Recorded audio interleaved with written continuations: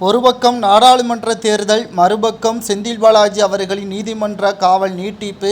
இடையே தற்பொழுது முதல்வர் ஸ்டாலின் அவர்களின் தலை தற்பொழுது மிகப்பெரிய அளவில் சிக்கியுள்ளது என்றே நாம் கூறலாம். செந்தில் பாலாஜி அவர்கள் 28வது முறையாக நீதிமன்ற காவலை நீட்டியிருக்கிறது சிறப்பு நீதிமன்றம். ஒட்டுமொத்தமாக செந்தில் பாலாஜி அவர்கள் உண்மைகளை கூறினால் மட்டும்தான் ஜாமீனுக்கு வழி என்று அமலாக்கத்துறை வழக்கறிஞர் துஷ்ரா மேத்தா அவர்கள் கூறிய பொழுது நீதிமன்றம் இதனை ஏற்றுக்கொண்டது. கிட்டத்தட்ட 8 மாதங்களுக்கு மேலாக சிறையில் இருக்கக்கூடிய செந்தில் பாலாஜி அவர்கள் உண்மைகளை கூறினால் நிச்சயமாக ஜாமீன் வழங்க முடியும்.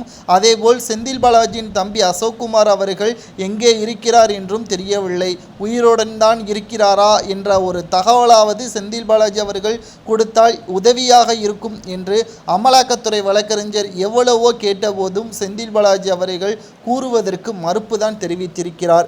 உடல்நிலையை கருத்தில் கொண்டு செந்தில் பாலாஜி அவர்கள் ஜாமீனில் வெளியே வந்துவிடலாம் என்று கனவு காண்டு கொண்டிருக்கிறார். அது ஒருபோதும் நடக்காது. ஏனென்றால் செந்தில் பாலாஜி அவர்கள் சிக்கியிருப்பது சட்டத்திற்கு புறம்பான பண பரிவர்த்தனை. இந்தியாவை அவப்பேராக ஏற்படுத்தக்கூடிய வகையில் செந்தில் பாலாஜி அவர்கள் செய்திருப்பதன் காரணமாக அவர் மீது தேச குற்ற வழக்கு கூட பதிவு செய்யலாம் என்ற தகவலும் தற்பொழுது வெளியாகி இருக்கிறது. இன்னும் 2 வாரங்களில் செந்தில் பாலாஜி அவர்கள் வாக்குமூலம் கொடுக்காமல் இருந்தால் நிச்சயமாக சிறை தண்டனை நீட்டிக்கப்படும். 2 ஆண்டுகள் முதல் 7 ஆண்டுகள் வரை செந்தில் பாலாஜி அவர்கள் சிறையிலே தான் தனது வாழ்க்கையை கழிப்பார் என்பதற்கேற்ப செந்தில் பாலாஜி அவர்களுக்கு எதிராக அமலாக்கத்துறை வழக்கறிஞர் துஷ்ரா மேத்தா அவர்கள் வாதத்தை இறுதி செய்துள்ளார். இந்த வழக்கானது இன்னும் 2 வாரங்களுக்கு ஒத்திவைக்கப்பட்டுள்ளது. நீதிமன்ற காவலும் நீட்டிக்கப்பட்டுள்ளது.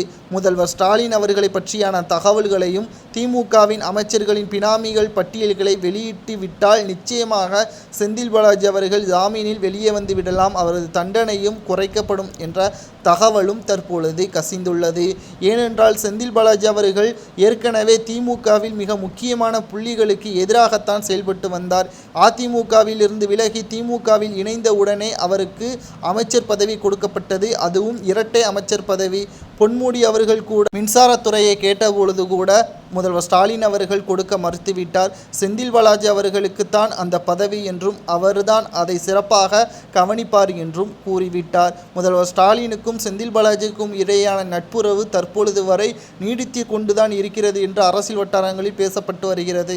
இதன் காரணமாகத்தான் செந்தில் பாலாஜி அவர்கள் முதல்வர் ஸ்டாலின் அவர்களை காட்டிக் கொடுக்காமல் இருக்கிறார் என்றும் கூறப்படுகிறது. ஏனென்றால் மறுபக்கம் போதைப்பொருள் கடத்தல் மன்னன் ஜாபர் சாதிக் அவர்கள் கைது செய்த 2 நாட்களில் அனைத்து உண்மைகளையும் கூறிவிட்டார். ஆனால் செந்தில் பாலாஜி 8 மாதங்களாக உண்மைகளை கூறாமல் இருப்பதற்கு முதல்வர் ஸ்டாலினுடன் நட்புறவாக இருப்பதுதான் காரணம் என்றும் அரசியல் வட்டாரத்தில் பேசப்பட்டு வருகிறது. ஆனால் செந்தில் பாலாஜியின் காவல் நீட்டிக்கப்பட்டிருப்பதை தொடர்ந்து செந்தில் பாலாஜி உண்மைகளை கூறுவார் என்றுதான் எதிர்பார்க்கப்படுகிறது.